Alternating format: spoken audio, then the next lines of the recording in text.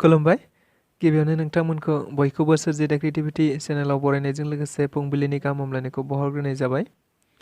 दिनैनि माखासे निउस आपडेटफोरखौ नोंथांमोननि सिगाङाव फोरमायथिना होनो आवगायनाय जालायबाय। नोंथांमोनहा भिडिअखौ नायनानै मोजां मोनोब्ला लाइक खालामगोन होनना आसा खालामबाय। लोगोसे इउटिउब चेनेलखौ दाबो साबस्क्राइब खालामाखैबा साबस्क्राइब खालामनानै लानो थाखाय गुरै खावलायनाय जाबाय। थ' बिदिब्ला जोङो भिडिअखौ जागायनोसै। गिबियावनो दङ बर'फोरनि थाखाय मोनसे जारिमिनारि सान। देग्लाय 22 जानुवारिया बर'फोरनि थाखाय मोनसे जारिमिनारि सान जानानै थाबाय। मानोना मैया डक्टर हिमन्त बिश्व शर्मा बिथाङा थांनाय 2020 मायथाइनि 27 जानुवारि खालि बर'फोरनि BTR गोरोबथा जानायनि मोनसे जोबोद गोनांथार दफा 3.1 मावफुंनानै होनाय जाबाय। जेराव BTR गोरोबथानि बायदिब्ला बे दफायाव BTRनि सिमाखौ बारायनाय दंमोन।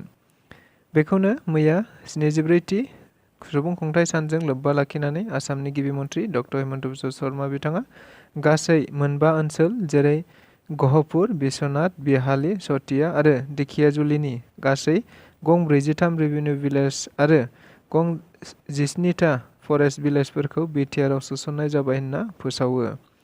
लोगोसे बडलेण्ड सोमावसारनायजों लोब्बा थानाय गासै 2001 सा मुंख्लंफोरनो 5 लाख राङै दिनैनिफ्रायनो होनाय जासिगोन होनना फोसावनाय जायो। मख'जाथावदि बे खौरांखौ मोननानैनो दिनै गहपुर, सनितपुर आरो बै ओनसोलफोरनि सुबुंफोरा जोबोद रंजादों आरो गोबां जायगाफोराव BTR गोरोबथा खालामगिरि बिथांमोनखौ बरायनाय जादों होनना खौराङाव मिथिनो मोननाय जादों। दुलाराय बर' फरायसा आफादनि 55थि बोसोरसालिया जथुम्माया दिनैनिफ्राय जागायनाय जाबाय। दिनैनिफ्राय लानानै फैगौ 29 जानुवारिसिम जागोन बे हाबाफारिया आरो बे दुलाराय बर' फरायसा आफादनि बोसोरसालिया जथुम्माया उदालगुरि जिल्लानि रौता सारियालिनि बडलेण्ड फोथाराव जागोन। जेराव दिनैनि गिबि साननि हाबाफारिया 8:30 रिंगानिफ्राय बडलेण्ड फोथार गाहाय हाबग्रा लांगोना बेखेवनायनिफ्राय जागायजेनगोन आरो बे लांगोनाखौ बेखेवगोन बानजाय आफादनि आफादगिरि रबिन्द्र मुसाहारि बिथाङा। मख'जाथावदि दिनैनि हाबाफारिया गासैबो गुबुन गुबुन थावनि आरो हाबाफारिफोरखौ बेखेवनाय जागोन। लोगोसे दिनै हाबाफारियाव जर'खा आलासि महरै BTRनि CEM प्रमद बर'जों लोगोसे BKWSCनि CEM मिहिनेश्वर बसुमतारी, MP रोनगोरा नार्जारी आरो गोबां MLA, MCLA आरो ओनसोलनि दैदेनगिरि बिथांमोनहा बाहागो लाफैनाय जागोन होनना खौराङाव मिथिनो मोननाय जादों। बडलेण्ड मार्टियार्स फेमिलि क'अर्डिनेशन कमिटिया साबायखर बावदों। गोबाव समनिफ्रायनो गोबां आसा लानानै थाबोनायनि उनाव दिनै गोजोननायखौ खौरां एबा सनितपुर आरो बिश्वनाथ आरो BTRनि बायजोआव थानाय बर'फोरखौ BTRआव सोसननानै होनायनि थाखाय गहपुर, बारग' NDFB आरो बडलेण्ड मार्टियार्स फेमिलि क'अर्डिनेशन कमिटिया गासै सोमावसारग्रा आफादफोर आरो गासै सुबुंफोरनिसिम साबायखर बावहरनाय जायो होनना बिथांमोनहा खौरां बिजोंनि गेजेरजों फोरमायना होदों।